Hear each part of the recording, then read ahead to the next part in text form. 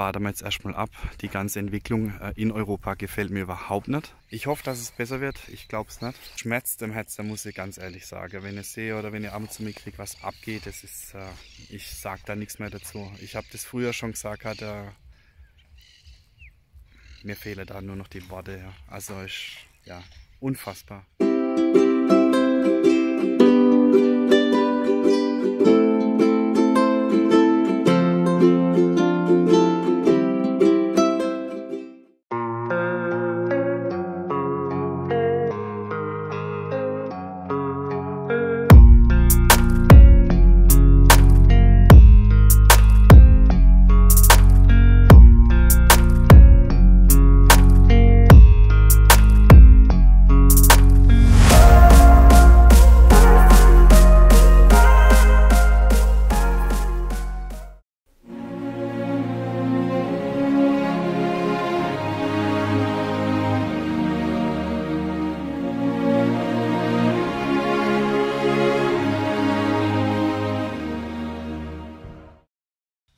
Ja, letzte Video möchte ich mich noch bedanken für die ganz tolle Rückmeldungen. Ja, Spaß natürlich, ne, mit der Obern. Aber tatsächlich gehört die Insel aktuell meines Wissens, so steht es auch im Internet drin, Argentinien. Also es ist eine ganz tolle Insel und was mir mega gut gefällt, wenn der Wasserstand niedriger ist, also im Sommer zum Beispiel, dann sind die Strände viel größer und das Wasser klarer. Also es sieht tatsächlich aus wie in der Karibik. Ich habe ja auch mal ein Bild gepostet gehabt von oben, also es ist dann wirklich so türkisgrünes Wasser. Richtig toll. Ja, der eine Strandabschnitt ist so der ruhigere Teil, der Richtung Argentinien. Da ist auch ein Kincho, kann dort grillen. Und da gibt es den Partybereich. Der Partybereich, da liegen etliche Boote. Jedes Boot hat einen Musiklautsprecher gehabt. Überall wurde getanzt, wurde gegrillt. Also mega. Genau. Ganz tolle Insel. Das kann ich nur empfehlen, wenn ihr mal die Möglichkeit habt, rüberzukommen. Lohnt sich auf jeden Fall. Und die Aussicht halt dort ist halt natürlich wieder überragend. Dann habe ich ja vergessen zu übersetzen. Da erwähne ich jetzt nochmal kurz. Also ich habe gerade gesagt, dass ich die Insel sehr toll finde, dass wir sie eingenommen haben, ohne Gegenwehr. Natürlich Spaß. Und, dass wenn ich groß bin, dass ich mir auch mal ein Boot kaufe. Ja, es ist einfach schön hier. Das tut einfach gut. Wasser ist so ein Element. Ich wollte es eigentlich nicht mehr missen. Ich finde es ganz schön. So, aber jetzt.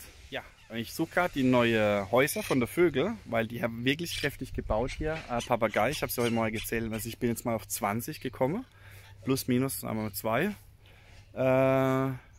Und muss mir entschuldigen, falls ich verschnupft rüberkomme. Ich habe mir eine ganz gefährliche Krankheit eingefahren.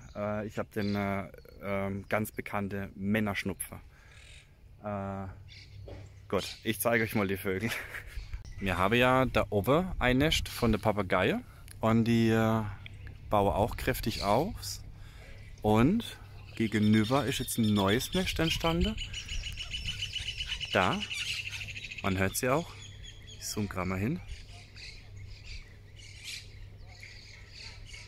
Da entsteht jetzt gerade ein neues Nest. Und hinten im Wald ist auch nochmal ein neues Papageiennest. Also es sind mega viele Vögel hierher gekommen und wäre hier tatsächlich sesshaft. Ich weiß jetzt nicht, an was das es liegt. An der guten Luft oder an der tollen Aussicht. Ich weiß es nicht. Nee, Spaß. Nee, es ist schön. Also es ist wirklich schön, morgens hierher zu kommen und die ganzen verschiedenen Vögel zu beobachten und zu hören. Das ist wirklich so toll. Und jetzt fliege sie wieder weg und hole wieder Material fürs Nest. Ja, die Vögel haben echt was Entspannendes und wir wollen auch jetzt, war gestern der Gärtner wieder da. Ich drehe gerade mal die Kamera hoch. Dieser Bereich zwischen Casa Rita und Casa Mimi, das wollen wir dann anlegen. Wie gesagt, so eine Art Park dann auch. Also es geht dann einen Weg von der Tür vorne bis zur Straße hin. Und wir wollen hier dann ja Bänke aufstellen und eine Vogeltränke. Das heißt, dass die Vögel dann auch hauptsächlich im Sommer dann Wasser hier haben und nicht weit pflegen müssen. Und hoffe halt dadurch, dass noch mehrere Vögel sich hier ansiedeln. Drüber wird es richtig grün und wir pflanzen jetzt noch ein paar einheimische Bäume ein.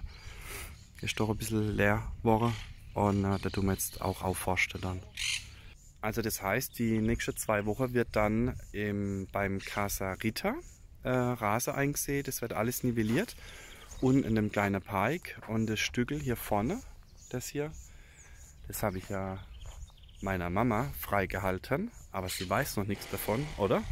Und da kommt jetzt auch Rasse rein. Gut, dann gehen wir mal rein in die Häuser. Zeige euch das Ganze mal. So, wichtig auch, extra neu gekauft, eine Maschine zum Fliesekleber anmachen, weil es wird auch hier gern mit der Hand angemacht. Und mit der Maschine ist dann, ja, es ist besser und das halt komplett verrührt wird und hält halt länger dann. So sieht das Ganze aus. Wir laufen gerade mal rein. Also wirklich toll. So, ich merke gerade, ich habe dreckige Schuhe. Ich hoffe, die Rita verzeiht es mir. Wurde ausnivelliert mit dem Laser. Und also wirklich toll. Die Abstände, Fugeabstände stimmen. Die Höhe stimmt. Da haben wir extra ja, die Spanner geholt. Ich zeige es euch gerade mal kurz. Und zwar sind es diese Geräte hier, ne? Dass jede Platte dann gleich groß oder gleich die gleiche Höhe habe. Gut, dann gehen wir zum Casa Mimi. So, heute haben wir Samstag und jetzt muss ich überlegen, am Mittwoch, glaube ich, sind die Balge gekommen, die 4 Balge. Und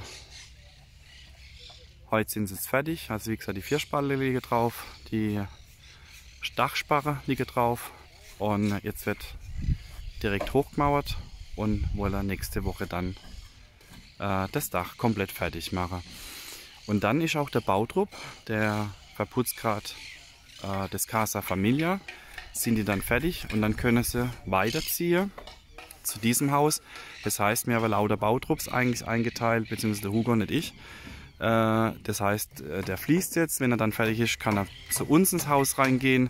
Die, wo verputzen, gehen dann zum nächsten Haus, ja, und so weiter und so fort. Dahinter, das sind die Maurer, aber heute nicht. Die Bodenplatte vom Casa Anchi ist fertig und nebendran entsteht dann das Casa Robby. Gehen wir auch gleich hin.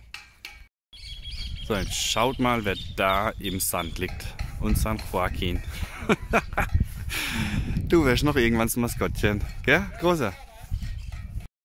So, das ist jetzt der Außenbereich, Eingangsbereich. Gerade die Säule verputzt. Da haben wir hier die 2 Kinderzimmer. Von dir.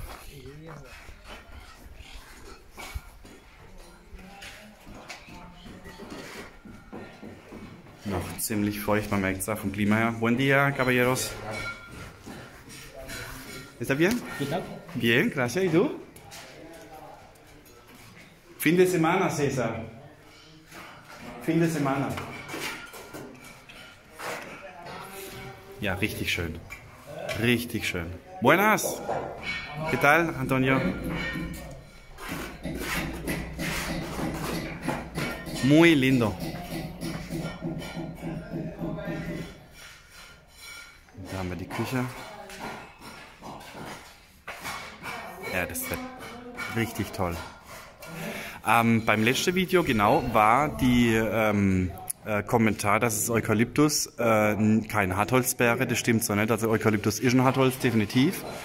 Und wegen dem Verzieher haben wir die 4 Spalge eigentlich immer nur kurze 4 Spalge genommen. Das heißt, der geht jetzt zum Beispiel dahinter, fängt hier an und geht bis hier hin. Und dann haben wir den nächsten gemacht. Und so haben wir einfach die, ja, dass sich halt dass sich das sehr stark verziehe, ausgeschlossen dann, wenn das Holz ein bisschen kürzer ist. Mega. Eigentlich fast fertig, ne? Gut, das Bad, klar. Das muss noch gemacht werden. Da haben wir einen Schlafplatz von einem Mitarbeiter für die Mittagszeit. Hat er sich eingerichtet.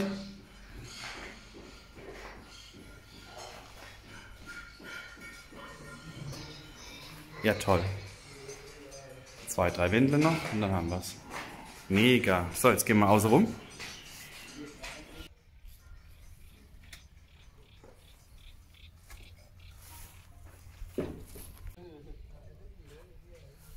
Also auch mit dem Verputzen bin ich sehr zufrieden mit den Jungs. So, und hier kommt ja unser Palmenbereich hin. Das wird jetzt noch aufgeräumt von einer Gruppe Steine dann, also die Gruppe Steine entfernt. Und die Palme wäre jetzt rausgesucht die nächsten 2 Wochen und dann wäre es jetzt auch eingepflanzt. Also ganz, ganz tolles Wetter für die Pflanzen momentan. Für mich nicht so toll. Wir haben nachts 9 Grad. Das mag ich gar nicht. Und tagsüber haben wir 26, 27 Grad. Also ist unser Herbst, Frühwinter.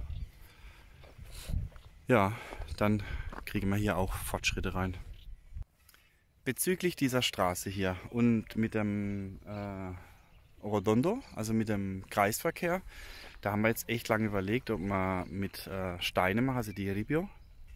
Ich habe nur das Problem, dass wenn es so wirklich so stark regnet hier, also wir haben ja ein Video gehabt mit dem Bachlauf oder Flusslauf vom Schwarzwald, dass die ganzen Steine unterspült wären mit der Zeit. Das heißt, die Steine senken sich dann irgendwann ab und man hat so die typische paraguayische Straßenlöcher. Das ist der Nachteil beim Ripio. Der Vorteil, man fährt ein bisschen langsamer. Jetzt haben wir uns überlegt, ob wir das Ganze nicht teeren, also das heißt die ganze Straße teere. Hat den Vorteil, Langlebigkeit, ja, es setzt sich nicht so schnell ab, aber die Wassermasse, die dann auf der Straße aufgefangen wäre, das muss ja unsere Drainage auffangen können. Ne? Ich bin da wirklich im Zwiespalt, was wir jetzt oder was wir machen. Ich bin auch am Überlegen, ob man nicht noch eine Drainage in die Straße reinziehe und das dann direkt unterirdisch dann in den Ablauf dann mit reinmache. Ich weiß es noch nicht, es ist so schwierig.